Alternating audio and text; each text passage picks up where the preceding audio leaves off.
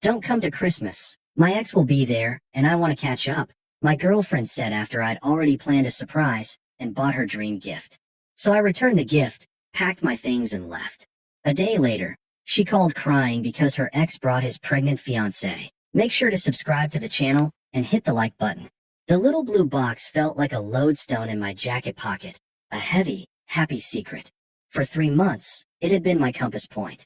Every time Sarah had scrolled past that jeweler's Instagram post last September, sighing, God, that Art Deco setting is literally my dream. I'd made a mental note. Every time we'd passed the store window in the city and she'd paused, just for a second, I clocked it. The necklace wasn't just a gift, it was a symbol, proof that I listened, that I remembered. It was also the centerpiece of my grand Christmas surprise. Sarah had flown home to her family in Colorado a week early, stressed about finalizing some big project for her marketing firm. I'll just be buried in my old bedroom, she'd said, kissing me goodbye at the airport. It'll be a working holiday until you get here. Christmas Eve will be our real start. Our plan was simple. I'd fly in on the 24th, spend Christmas Day with her huge, noisy family, and then we'd have 2 days alone at a cozy mountain cabin I'd booked before driving back together.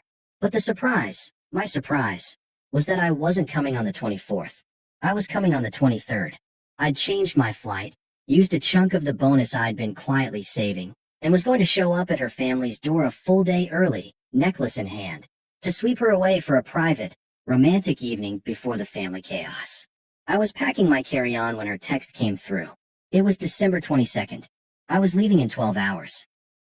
The phone buzzed on the bed beside my half-folded sweater. I saw her name and smiled, expecting a frantic emoji-filled message about her mom's cooking or her sister's kids.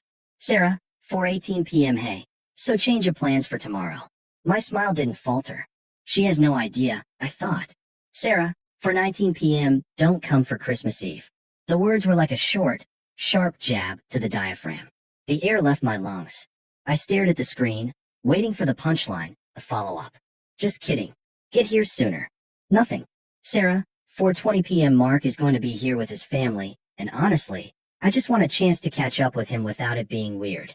It's been years. We'll do our thing after New Year's, okay? Thanks for understanding. I read it. Then I read it again.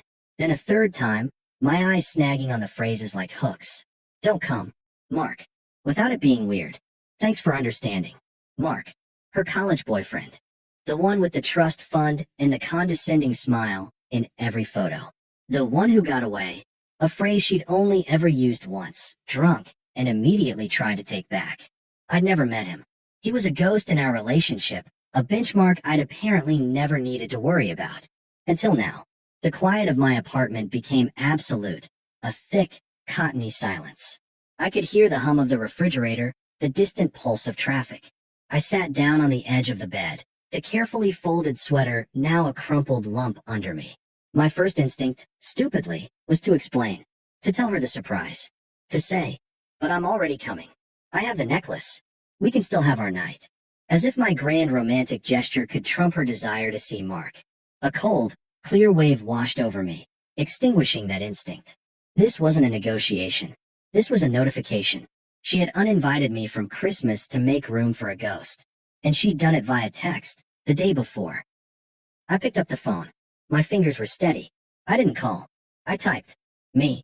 4:25 p.m. I need you to explain this to me. Call me. 5 minutes passed. Then my phone rang. Her face flashed on the screen, a picture I'd taken of her laughing in sunlight. It felt like a relic from a different life.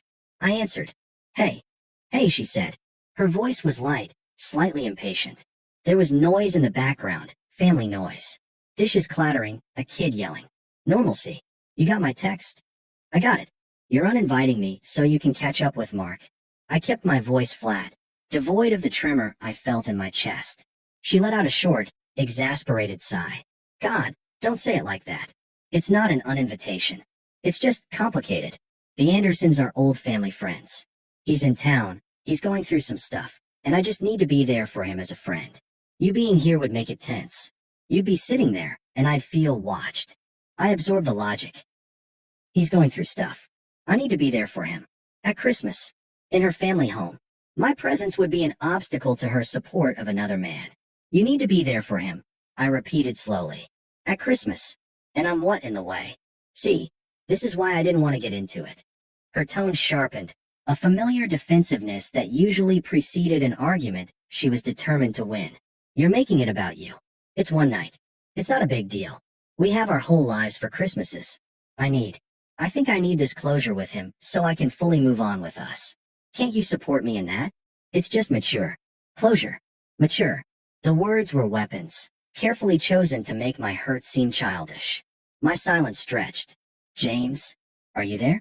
Look, it's not a big deal. We'll have a great time after New Year's. I promise. The blue box in my pocket seemed to burn against my thigh. The non-refundable cabin booking. The changed flight. The mental image I'd cherished for weeks, of her stunned, joyful face at the door, shattered and reformed into a new one. Her sitting by a fire with Mark, sharing a nostalgic smile, while I sat alone in our apartment, understanding. So that's it, I said, my voice finally finding its new, calm register. It wasn't her boyfriend's voice anymore. It was the voice of a man observing a very interesting, very sad phenomenon. You've decided. I'm not to come. For Christmas Eve, yes. Don't be dramatic. It's just logistics. Right, I said. Logistics. So, we're good? She asked, the impatience returning. She was already moving on, mentally, to whatever catching up entailed. Yeah, Sarah, I said, looking around the bedroom we shared, at the life I'd thought we were building. We're good. I ended the call. I didn't wait for her goodbye. For a long time, I just sat there. The anger came, a hot, red wave, but it crested and broke quickly against the sheer, absurd cliffs of her disrespect. What was left in its wake was a profound, almost peaceful clarity. The how could she questions dissolved. She could. She did. The why was irrelevant. The only relevant fact was the action itself. She had chosen the possibility of Mark over the certainty of me, on one of the most significant nights of the year, and she had done it with the casual cruelty of someone canceling a haircut. I stood up.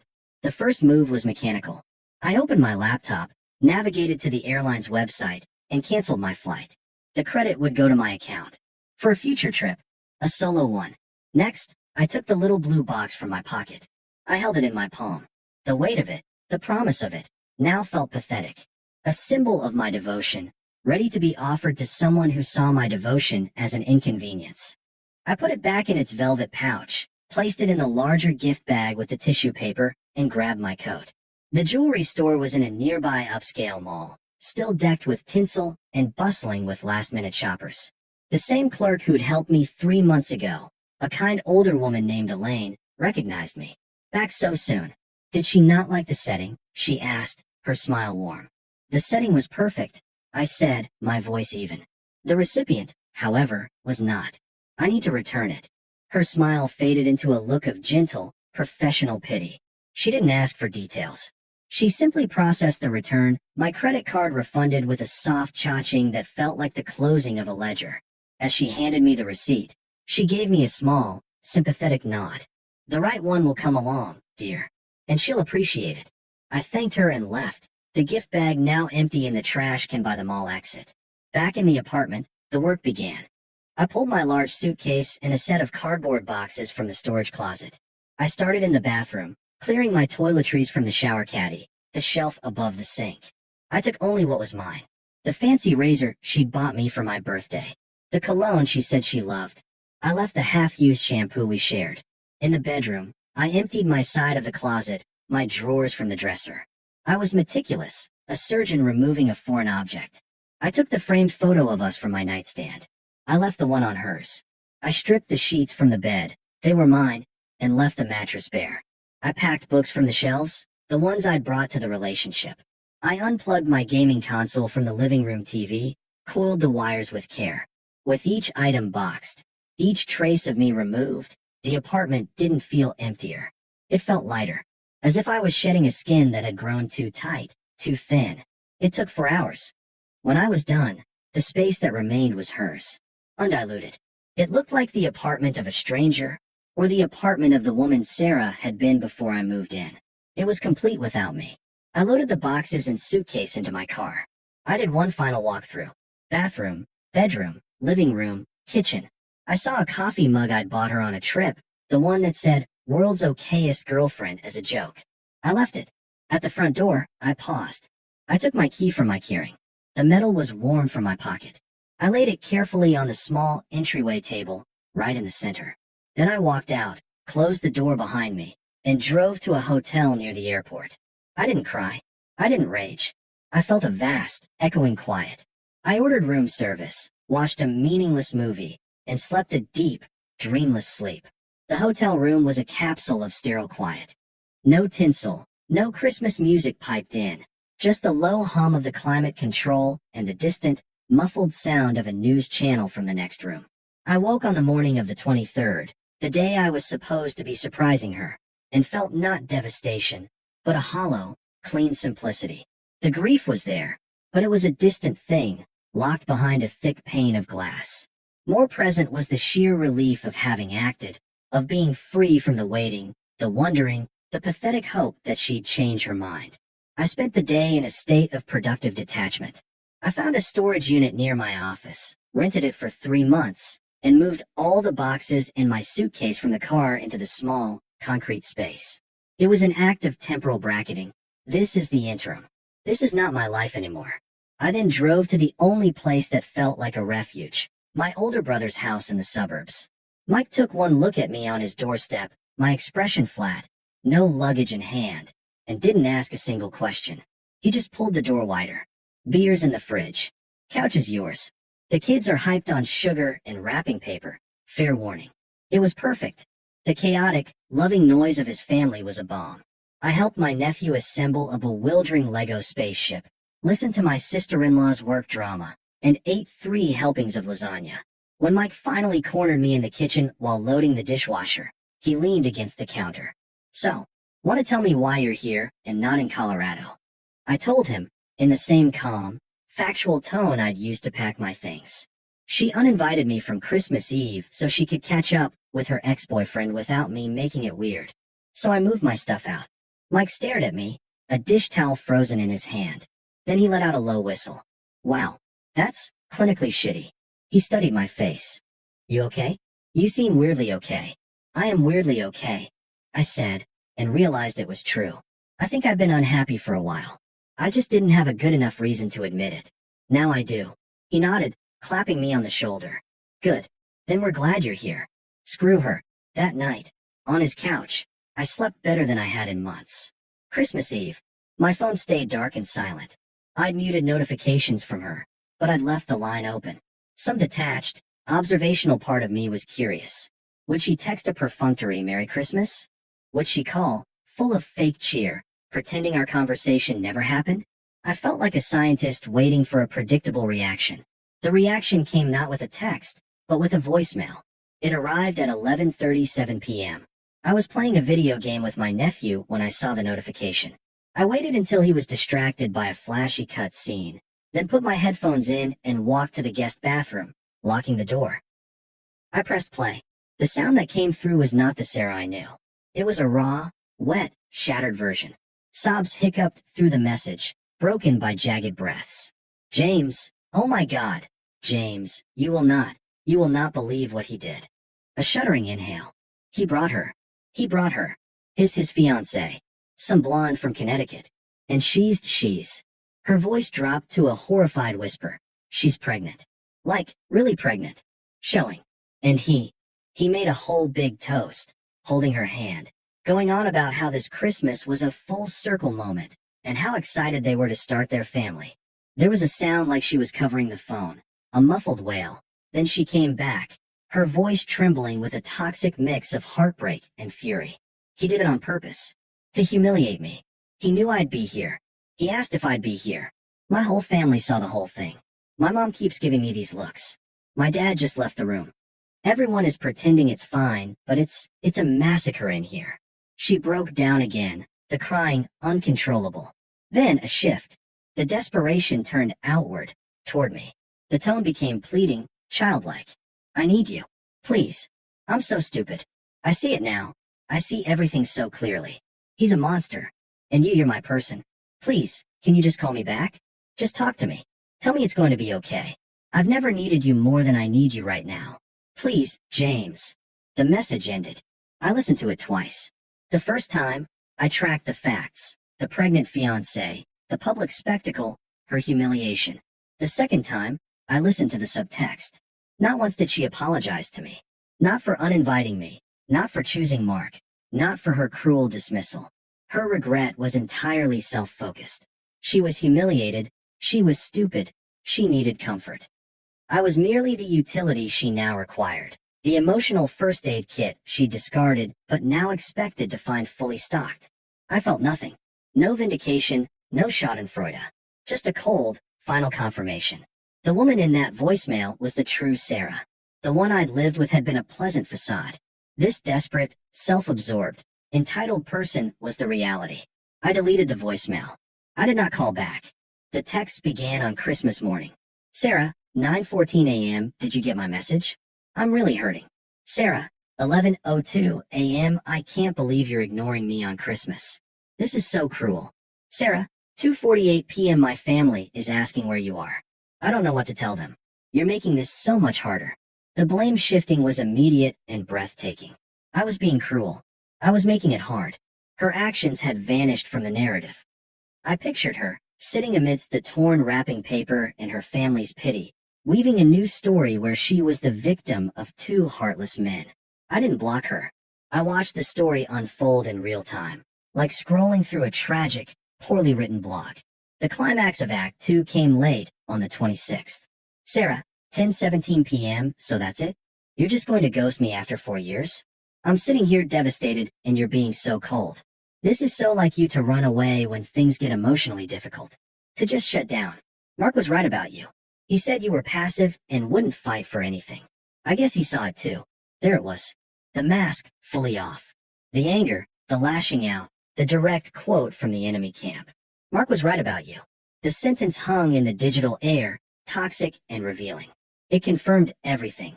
They hadn't just caught up. They dissected our relationship. My character had been a topic of conversation between them. She had sat there and listened to her ex-boyfriend critique me, and she had stored his assessment away to use as a weapon now. A strange sense of peace settled over me. This was the gift. This text was the final, definitive release. She had shown me the last, hidden corner of her disrespect. There was nothing left to see. My fingers hovered over the screen. This was the moment for the final response. It needed no anger, no lengthy rebuttal. It needed to be a simple, factual statement of the new reality. A mirror held up to her own words. I typed 3 sentences. I read them over. They were perfect in their calm, utter finality. They contained no emotion, no sympathy, no hook for a reply. They were a door closing, a book being shelved. I pressed send. Me. 10:23 p.m. I listened to your messages.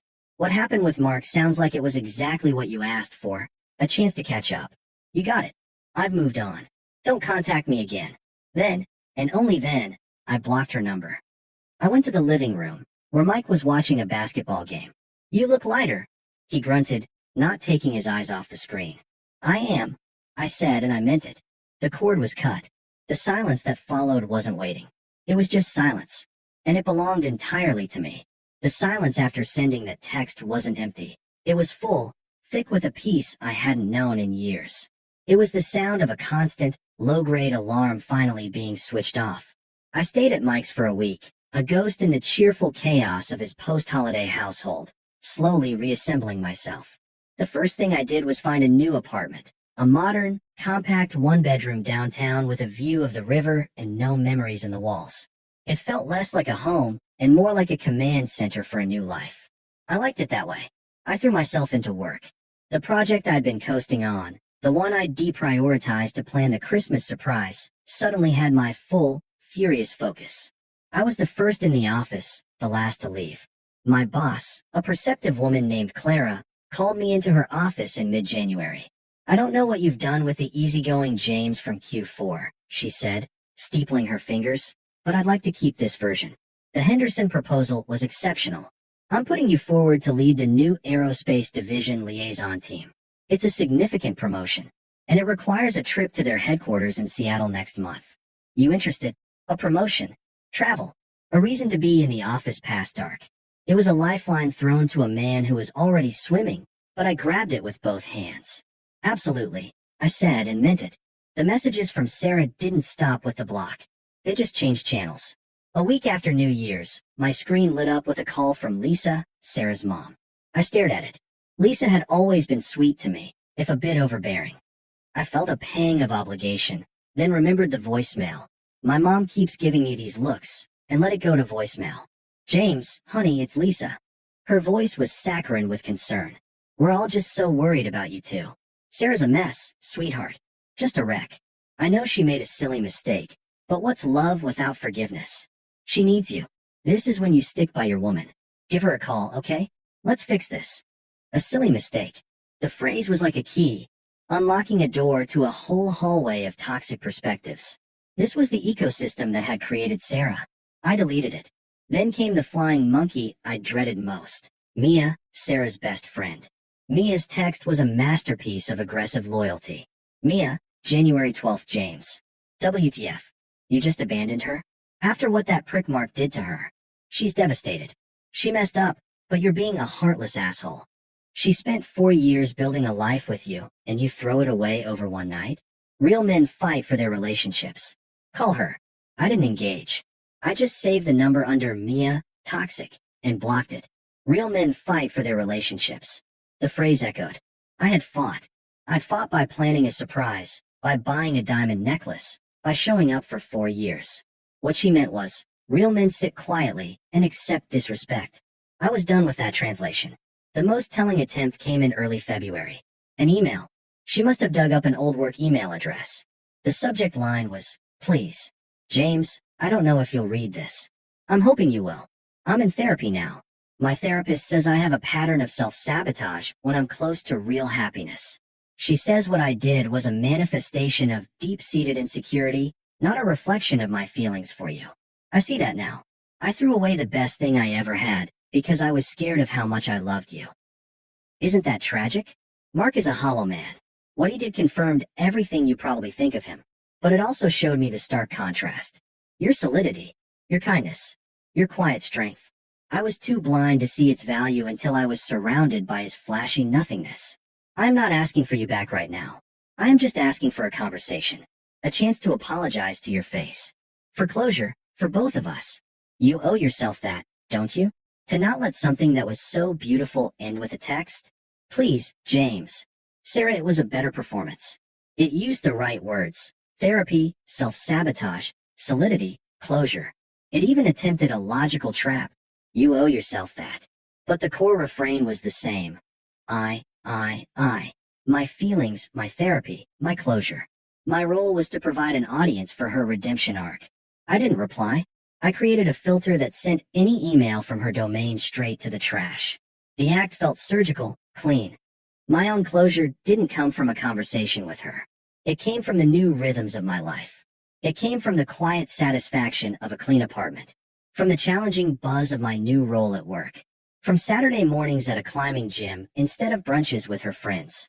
From reconnecting with my own friends, who cautiously, then enthusiastically, welcomed back the version of me they remembered before Sarah, the one who laughed easier.